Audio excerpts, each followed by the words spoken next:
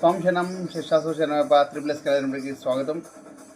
మనమందరం ఈరోజు శివరాత్రి రోజు ప్రత్యేకంగా మన స్థిరలక్ష్మి ఉండడానికి, మహాలక్ష్మి కటాక్షం అతి శీఘ్రం కలగడానికి శివరాత్రి రోజు శివుడికి ఈ విధంగా మనం అభిషేకం చేసినాడు. ఈ ద్రవ్యాలతో అతి శీఘ్రంగా మనకు స్థిరలక్ష్మి మహాలక్ష్మి అనుగ్రహం దొరుకుతుంది.